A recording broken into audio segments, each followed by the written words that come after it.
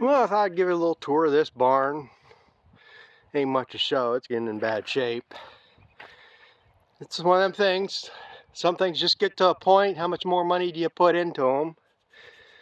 And to get what you're going to get used out of. But as far as I know, as far as I've ever seen, this has been the footprint of the barn. We've never changed anything on to the size of the barn. But it's been added on to several times. I don't know. I say this barn's got to be well over 100 years old, at least part of it. Because like I say, they moved here somewhere in mid to late 1920s. So I don't know what they've added on the barn. From what I can tell, that man door right there, there's a wall. I think that's where this original barn was. From there over to here.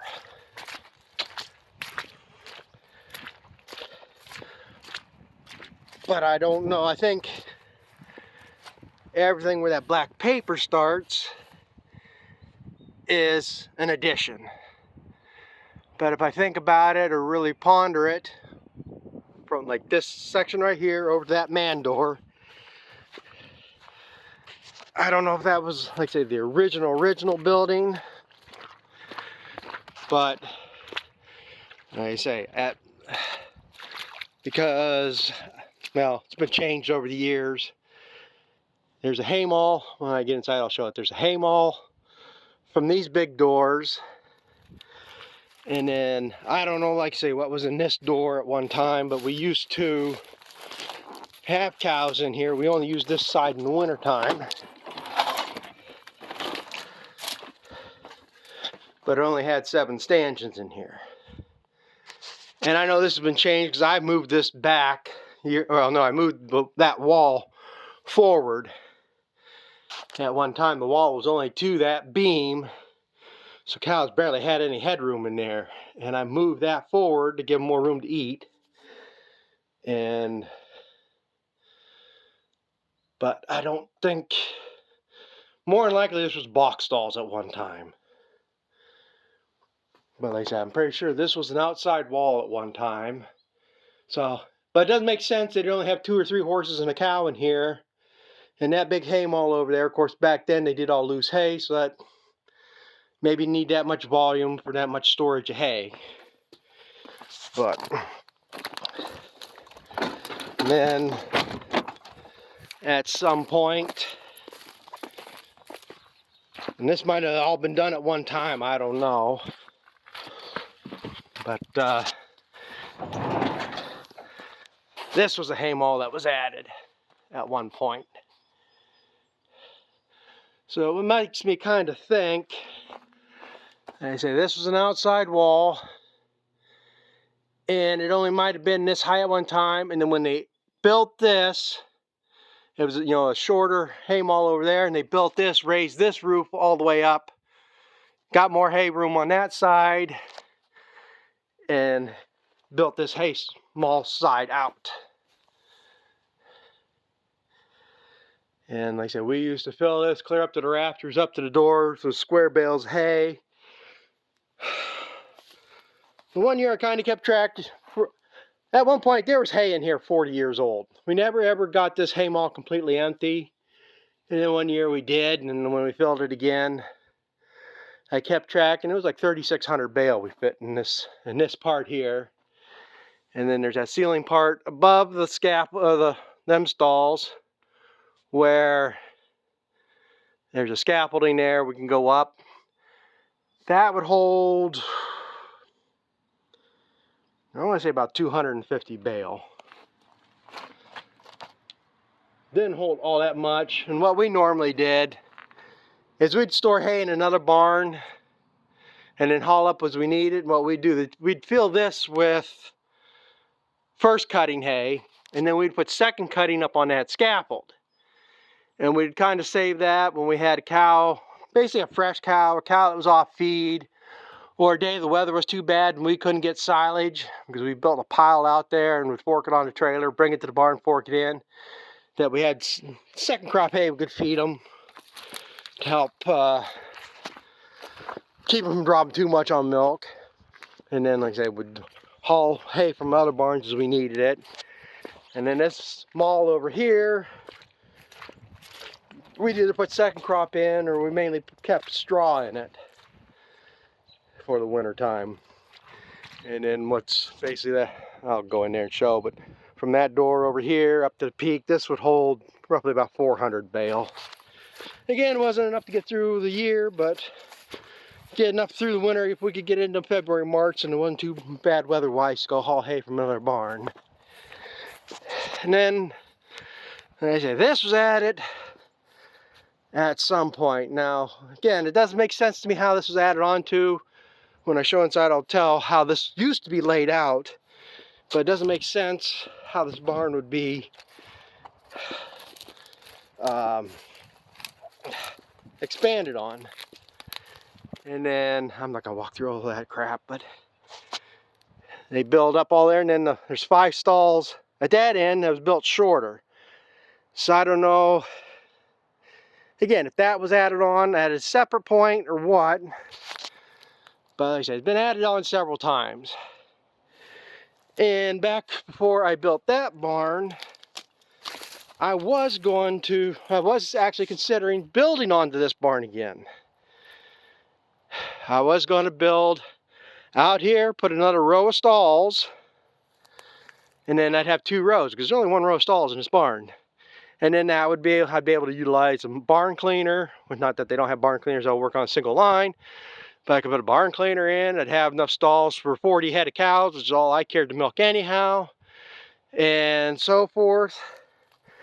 But again, it's, at what point do you stop putting money into something, because you're going to put just as much money doing something here for a little bit more doing something like that. And then even if I did add on, I'm still in tie stalls, or staying, it would be tie stalls, because I would have remodeled for that. But the biggest throw in the ointment was, you probably can't see it, right there's the water well, right off the wall. So I'd be building over the water well, which is not a big deal because it's plastic pipe in the casing if you ever had to fix the pump or whatever. But again, yeah, that's a hassle. So, hit the wrong button there. Yep. This ain't gonna be nothing spectacular in here because, like I say, was getting in bad shape here last couple of years.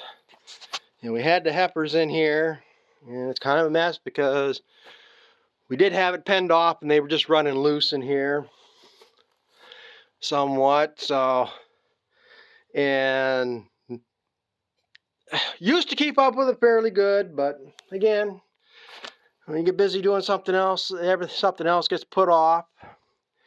And there's no way to get a skid steer in here to clean it out. And that's how it was cleaned out.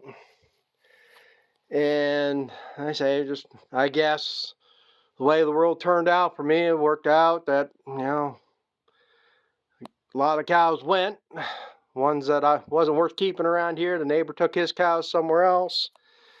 And I had room in that barn, so I just moved the heifers that were in here down there. So, it is what it is. But, yeah, like I say, that's the doorway to the hay mall there. If this will light up anything. So right there's the corner beam to them 7 stalls in there. So at one time, I think this was the end wall right here. So I don't know if, and I can't tell if they changed it at some point, whether they added this piece on at one point.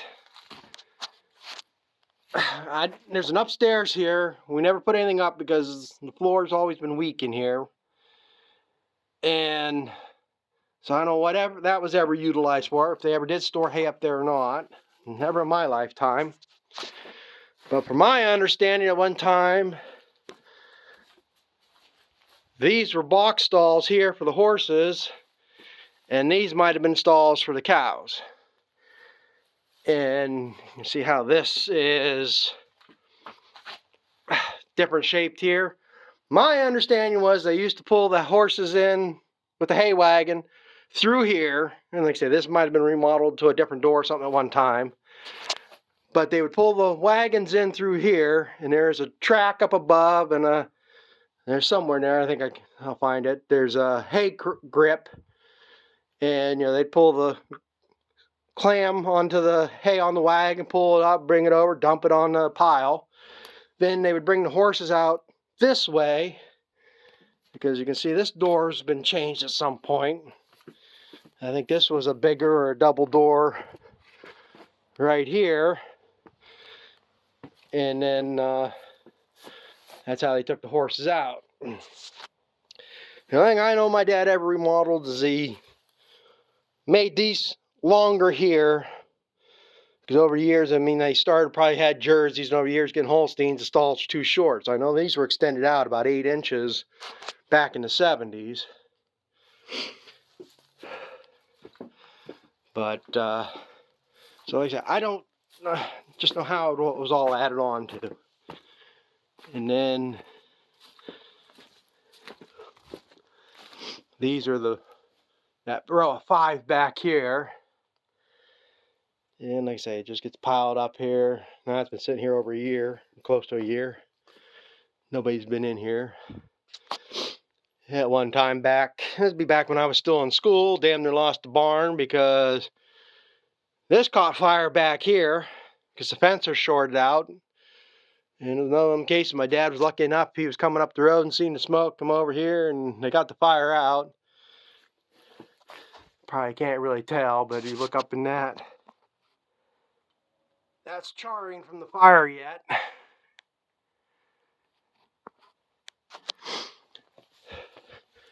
And then I replaced this wall at one time because it was sliding off the foundation. I re-studded that and put new sheeting on. And like I say, you can see this was an end wall at one time.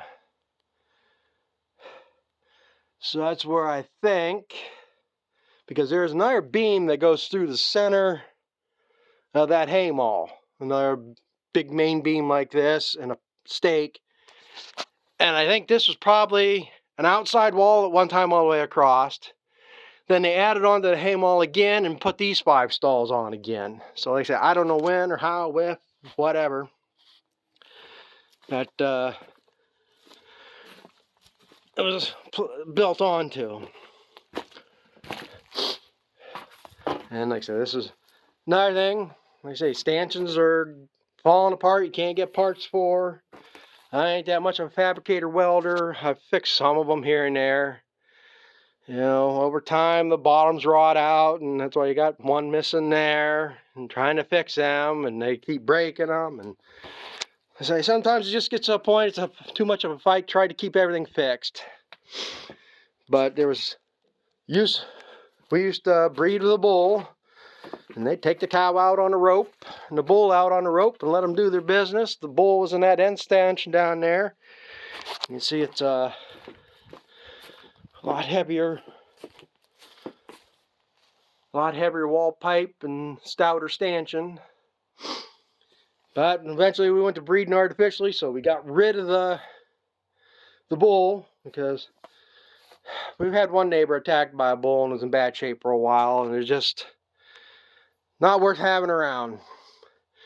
So what we used to do is there's 21 stalls in here. There's 7 stalls on the other side. And we used to milk around 32, 34 cows at the high ends. So in the summertime, what we would do is we'd get 21 cows in, and then this pen behind the barn, we'd chase the excess in. We'd start milking, we'd get down, this was 10 stalls. You always had 7 to 12 out there. So once we got down to this point about here, we would turn cows out, get the next group in, finish milking. In the wintertime, we'd put the 21 here. We'd take 7 of the smaller cows over to that side, and we'd tie 2 cows on the wall there, and then we'd just get an extra long vacuum hose and hang over here, because we milked them bucket milkers. So we'd milk them too, and work our way down and go over and milk that side. We used to have calves tied here, which the milk inspector always bitched about, but screw him. And if we were more, that would give us 30 cows to milk. If worse come to worse, we'd dry cow up a month early, and we'd take them over to the heifer barn. Usually take the dry cows over to the other barn and move them back and forth. Before I got the cattle trailer in 92 or 93, the first trailer I had, we let them across the field. Put a rope on them, just lead them over there and back and forth. But we'd move, like I say, change them around back and forth. There's times though, we were milking 6 cows over in the other barn, bring it down in a milk can, put it in the bulk tank. So we'd be milking several cows, maybe in the other barn. And then, like I said, that was our barn cleaner right there. And like I say, fork and wheelbarrow. We usually clean the barn twice a day, usually right after chores in the morning, before chores at night, because the trench is a little bit shallow for the amount of manure to help keep cows cleaner, and it's easier. If you clean them twice a day, you can almost clean it all with a shovel. You rarely needed a fork. And then behind that block of wood there is the last water well we had. It's feeding all these barns here now. Probably about where the feed alley starts in there is where the old fence line used to be for the pasture. And it went around to the road there. And before we fixed this up here, this was back in the mid-90s, but it used to be, we'd clean the barn, wheel the shit out. This was all big manure pile here. We'd have planks set up, dumping up on the pile, back and forth. If we could spread shit, normally we'd have 2 or 3 planks. This was always nice. When we cleaned the yard up here and we built this up higher, now we only need just short planks. But we'd have, 2 cement blocks there. You might have 3 or 4 down there and another plank out to get on the spreader. There's one time I had the manure spreader parked up here. We had a plank here to the 2 cement blocks. And then the next plank went up on top of a 55-gallon drum. The next plank went up onto the manure spreader. So, yeah, that was a real treat. He really had to have good balance. And then we'd wheel shit all the way around the barns, around here, and either up on the manure spreader or up on the pile. So, that's the way it was done for years. And then, like I say, it was either we're going to do something different. In the end, the way this world's turned out, probably should have got rid of the cows back then, done something different. But, well, when I did it, it was worth doing it. So, but, when I go up in here, yeah, see, go up in this doorway here now. I say, I don't know what was ever up in there. That ceiling's never been solid enough to even walk on. So I don't know if they ever had hay up in there or not. That was a hay mow there. That's that outside wall. You can't see that track. I'm trying to see here, that piece used to be here. Yeah, right there. And that would hook onto a pulley system up above there, and that's what took the hay up and stacked it up. I never seen this thing work. This is an old cutter box, forage chopper. You throw the corn stalks up on that table, and you got the feed roll stuff there, feed it in. Used to have a corn sheller around here, but that got ruined. Somebody else borrowed it and used it and didn't take care of it. This here, I don't know if it's worth any money or not. It's the only reason why it's still here, because we thought maybe someday could get something out of it. But this here's where we used to stack feed in here when we got it bagged. There's a mess in here now. Everything was fairly stacked up. But again, you're not in here all the time. The coon and possums get in here. Cats fighting. Everything gets dragged off trying to make a nest out of it. Some milk cans my wife probably would want me to get out of here. Spider webs. Sap bucket lids. A bunch of old wrenches. Take them to a swap meet or something. I don't know what all's down in there. Like I say, milk cans, I guess my wife can get about $100 a piece for them. Used to have 50 or 60 of them around. This here's the vacuum pump. I moved it in here so it's quieter. And that pump ain't as loud. I like these Alamo pumps better, and I like that low pump I got down in the barn. That thing's never shuts up. But I know when they used to milk, the original milker pump, they had a one piston pump that sat here. So that's what makes me think, well, no, that has to be on the outside of that wall.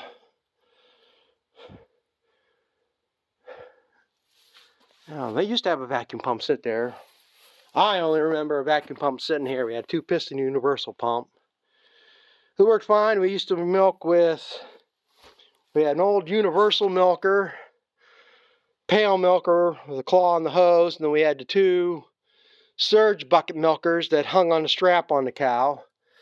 And that 2-piston pump would handle them milkers fine. But when I went to the bucket milkers I got here now, which really shouldn't take any more vacuum, but I got the newer, basically the same pail. I still use one of them universal pails. I got some DeLaval pails. But I got new lids and pulsators and went to a bigger claw, and that wouldn't run 3 of them milkers. So that's why I eventually bought that pump and put it in there, get the 2-inch line in because we only had 3/4 to get more volume, and it would run them milkers and no problem.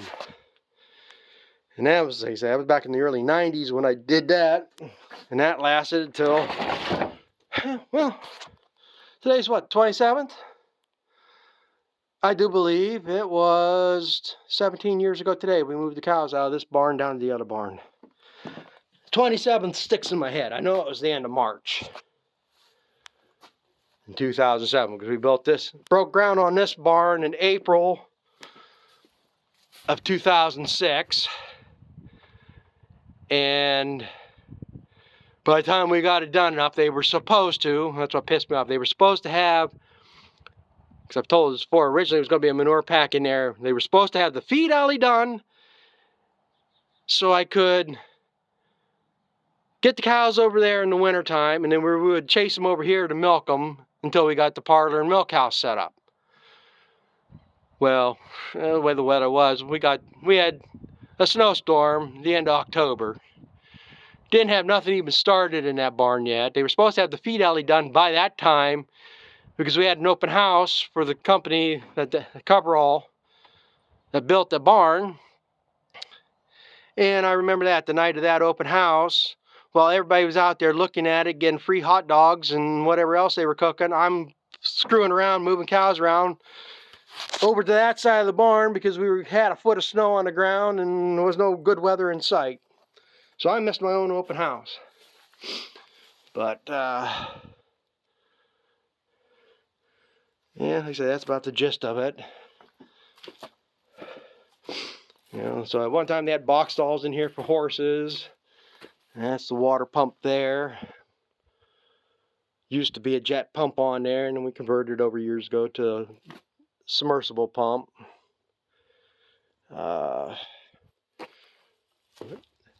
But that's pretty much the layout of the barn. And the other part of how we milked was, okay, we ran 3 bucket milkers. And that was the other part. If I built onto this barn, not only did I have to build out to get another row of stalls in, but I was going to build a milk house here too. And that's the thing. If I'm going to build a milk house, build one raw, I'm going to have to do some more work on this. It was just better to build new. Wasn't any cheaper, but it was better off in the end. But that's the milk house up there. So we'd carry milk from down here up there. And we had the three bucket milkers. We had 3 pails. And just getting stuff down here to milk. You were making 3 trips. You carried 2 milkers down. Now you can make it in 2. I could bring 2 of the milkers down. And we brought hot water down to wash the cows. And I could carry the milker and the 2 pails in one hand and the pail of hot water in the other hand. And, you know, at one time, now it would have worked if I had the milk house down here. At one time, I did have a pumping station to pump it clear up there. But that lasted about a week. Because I could wash 3 pails faster than I could wash that damn thing. And it never did clean right too damn much hose. I would set it here to have as little hose as possible. And I still had over 100 foot hose to get up there. You couldn't dry it. You had a dryer, you had to blow through it to get the water out of it, or else it would grow bacteria. And they never could blow out enough of the water. So, and then this, to feed the cows, we had a silo down that end, and it was barely, not even enough to call a room, but it had an area with the feed. So we would load it up into a wheelbarrow. Well, for years it was a bushel basket, then I finally switched to a wheelbarrow and dump it in front of the cows. This row of 7 over here, you'd have to come in from behind, walk in between them, lift it up on top of the platforms above the stalls and dump it over the heads to feed them.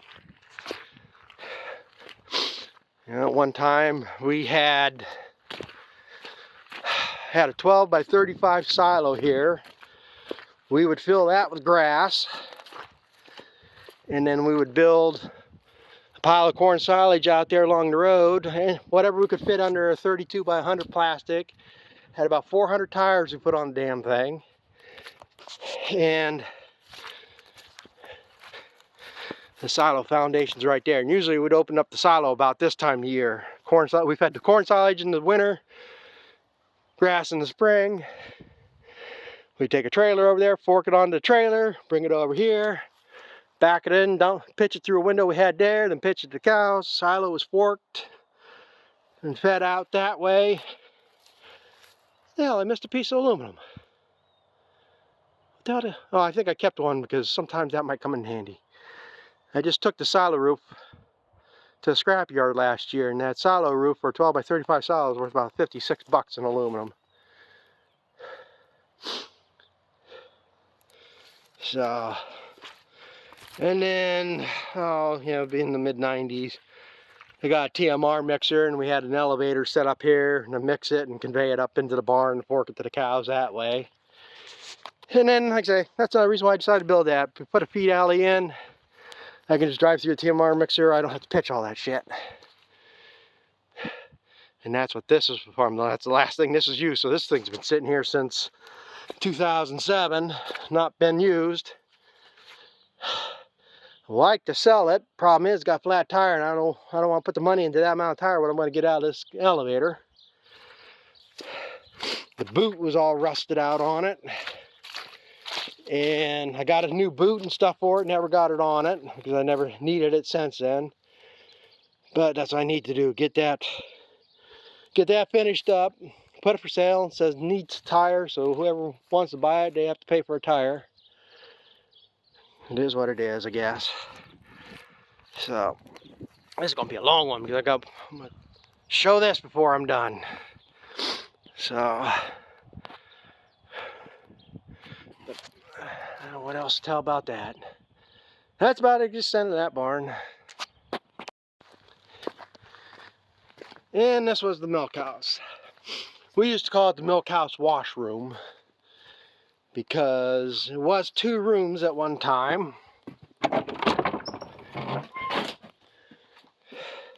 Become a junk room here now, but back in the 70s, see that wood wall that starts right there? There used to be a wall right here. And all this was 1 room. And they called this the washroom because I think they actually had their washer, you know, wringer washer in here, and probably a wash basin. This is where the hot water heater was and stuff. And this is what they used for the milk house, just Basically from them pipes there, from that window to that wall. There used to be a deep pit in that corner, which was the milk cooler. I don't know how they cooled it, but there used to be a pulley hanging in here, and they would set the cans of milk down in that pit in the water. I don't know how they cooled it, whether they had block ice that they used for that or what. But I've never seen that. That's what I was told. All I've ever seen back in the 70s, we had a 6-can cooler in here. So you could put 6 milk cans in there, and it chilled the water and it rained the water over it. And it's one of the best beers I've ever had. We still had it up to the 80s. But they would stick cans of beer in the water in the bottom of that thing, because the water would stay cold because it's all insulated and stuff. They only ran so long to cool the milk in the cans, but they're cooling the beer as they're cooling the water, and you get some of the nicest, coldest beer. And putting hay in the barn. Some guys, that's what they go grab. And back then, it wasn't a big deal to give an 8 or 10-year-old a sip of beer and stuff. Nowadays, you'd probably be put in jail for it. But yeah, we used to have the can cooler there. It used to be it was just boards with angle iron on it, and we had probably a 2-bushel galvanized tub, and we'd carry water around from that other door into here, and to wash the milkers, and had the racks to hang them up on. And then it was, well, I want to say we did it in the 80s. It might have been in the late 70s, but when Carnation closed, well, no. Yeah, Carnation closed in the mid-70s, 77, 78. Then we started shipping to another cheese plant down by Fredonia, Fairview Swiss Cheese. That was the only other place that would take cans at the time. And then it was around 80 or 81. They wanted to get rid of the cans and forced everybody to put in bulk tanks, yet they still took cans from the Amish down that way. That's a whole nother story. But so we had to put a bulk tank in. So that's where this wall was ripped out. All this junk was cleaned out there at that time. The stuff they had in, because basically what was in there then is what's in here now. And we had a 310-gallon bulk tank that sat right here. And it stayed that way for years. And then in 91 is when the milk check went in my name. By 92, well, at that time we were fairly filling that tank fairly regularly. In 92, I was filling it quite often. And, well, 91 is when I switched to MMI. Because cheese plant didn't have the regulations, because they're grade B than grade A. When we went to grade A through MMI, we had to put that wall, and that had to be enclosed. And then I started increasing production there on a more regular basis. So I ended up putting a 415-gallon tank in. And then within 2 years, I had a 545-gallon tank. And I know that because the 415 we put in, the guy said they just put a new compressor on. It had a 2-year warranty, and I didn't make it to the end of the warranty before I replaced that tank. And then, so that's the progressing over the years. So yeah, we were carrying about 8 to 10 gallons at a time, over 100 gallons of milk up here and milking. Because I was fairly consistently filling a 545-gallon tank too, almost to the top.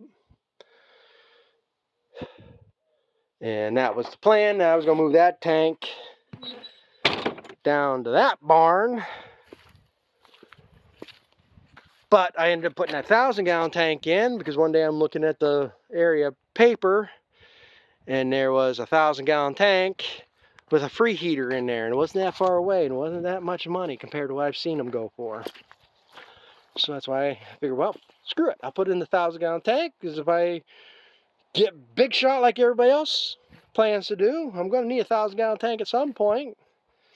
So that's where we put that in, and then I turned around and sold this tank in October 2007 to an Amish guy.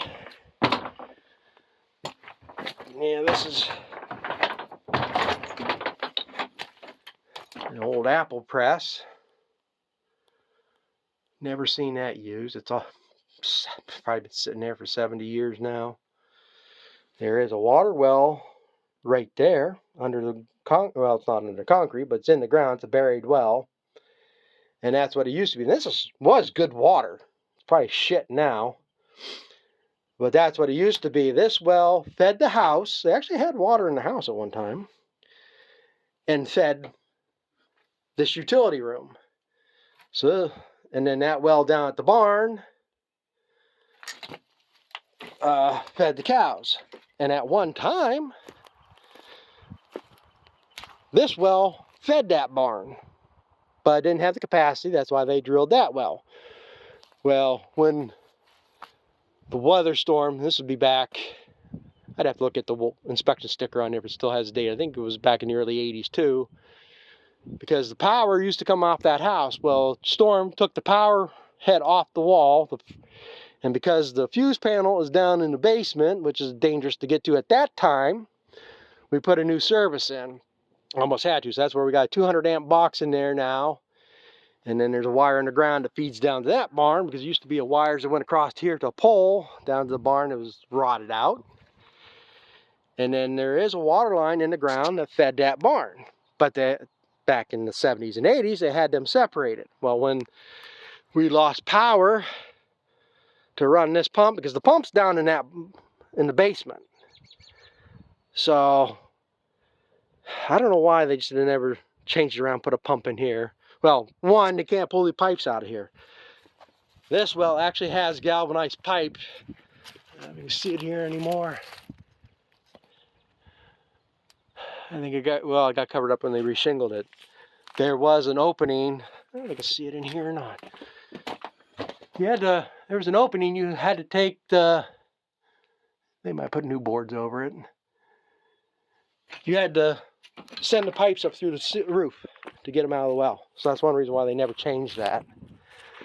But because we had that pipe in the ground, all we had to do is switch some plumbing around the barn. We could backfeed from that well up to here. Well, back in the late 90s, that well wouldn't keep up. We were in a drought and we had no water, so we drilled that well down there, brought it up to here, and that's where this water pump is in there.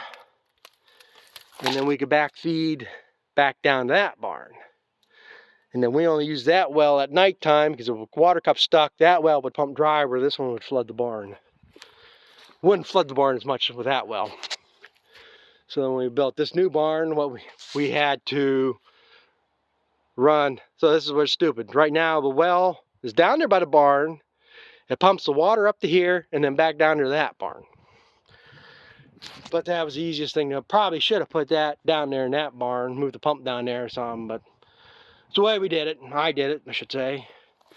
The way it's set up, I can shut off whatever building and still have water going to the other ones and stuff, so it's not that big of a deal.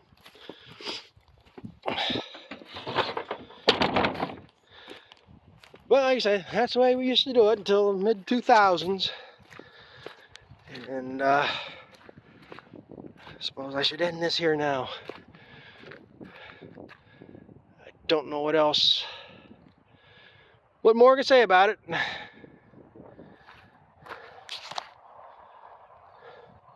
Like I say, it's, again, how much more money you want to put into something, whether you try to keep saving it, or what to do with it anymore. But I guess that's kind of a long, drawn out, detailed history of how we ran this barn, how we went through the steps. And again, like I said, I don't know how it was all added on to, but you can see it's been added on to several different ways. So I guess I'm going to end it there. I mean, it's going to be way too long. So thanks for watching, and we'll catch up to you later.